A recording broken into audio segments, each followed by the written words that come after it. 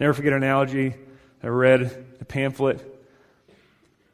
Fact and faith are the engine of the Christian life. Feelings are the caboose. Some of you have seen that.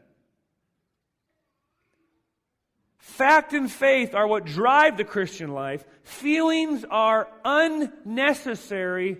They can be there or they don't have to be there. Not a big deal. They're at the end of the train. They're the caboose. They're the non-essentials. That's baloney. That's not biblical, people. Everywhere we look in the Bible, we see God demanding and commanding us to feel things like be happy in God, delight yourself in the Lord. Those are all commands to feel something about Him that's deeper than making a decision for Him, whether or not we love Him or not.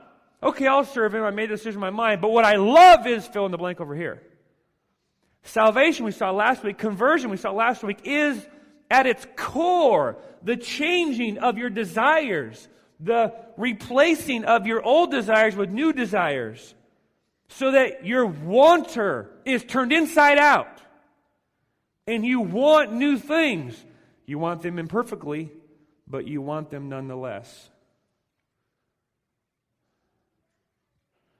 Can you see how this raises the bar a tad? Taste and see that the Lord is good. Psalm 34:8. Restore to me the joy of my salvation. Psalm 51:12. Satisfy me in the morning with your steadfast love, O Lord. Psalm 90:14. I remember asking a guy one time. He was a high school kid, and he says he was a Christian. And I said, "That's great." I said, "When did you know you became a Christian?" He said, "I've been trying pretty hard not to do bad things for about 3 months now." I said, "Okay." I said, "But when did you know you were a Christian?" He said, "Well, I just told you." I said, "What do you mean?" He goes, "I was feeling pretty guilty about smoking, so I've been trying to kick that habit. And I don't cuss near as much as I used to." And he went in this whole list of stuff he doesn't do anymore. And I'm not saying that's wrong. But what I began pushing in on him was, are you equating your Christianity with bad things you don't do? I said, "Do you still want to do those things?" He goes, "Oh, yeah."